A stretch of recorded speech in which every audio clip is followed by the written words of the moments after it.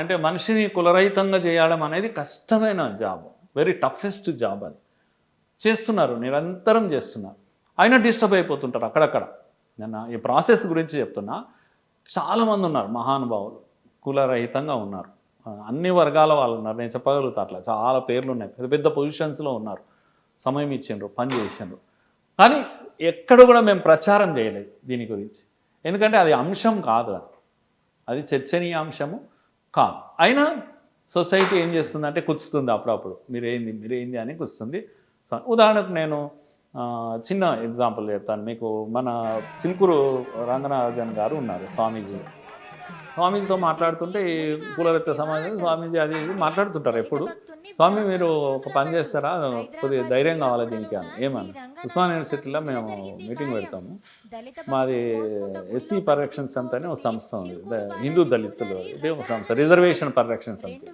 హిందూ దళితులకే రిజర్వేషన్లు వస్తలేవు. యాక్చువల్గా ఇంకా చెప్పులు కుట్టుకునే మాల మాదిగలు ఉన్నారు కదా, వాళ్ళకు రిజర్వేషన్ అందలేదు. మధ్యలో కన్వర్ట్సే ఎక్కువ ఎత్తుకొని పోతున్నారు.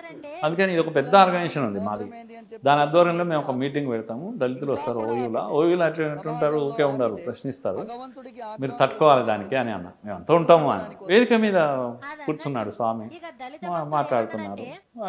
ఆయన కూడా కులరహితంగా మనం ముందుకెళ్ళాలి ఏదో చెప్పాడు. చెప్తే ఆ నుంచి పిల్లలు ఊరుకుంటారు. ఓయూ పిల్లలు దళితులు ఉంటారు చాలామంది, వాళ్ళు క్వశ్చన్ చేస్తారు. ఈ ముచ్చట్లు మస్తు విన్నాం స్వామి, సాలు ఇంకా బంద్ చేయి, నువ్వేం చేస్తావు చెప్పు అన్న. ఆయన ఈ గతంలో ఇట్లా రామాంజనేయుని ఇప్పుడు మీకు చెప్పినట్టుగా అట్లా చెప్పిండు. ఆయన చెప్పుకుంటూ మునివాహన సేవ చేసిండు అది ఇదని చెప్తే అప్పుడు కథలన్నీ కాదు, ఇప్పుడు నువ్వేం చేస్తావు చెప్పని నిలదీసిండు. ఆ పిల్లలు ఛాలెంజ్ విసిరిండు. ఆయన ఛాలెంజ్ స్వీకరించిండు. అది పెద్ద ఇన్సిడెంట్ అయింది.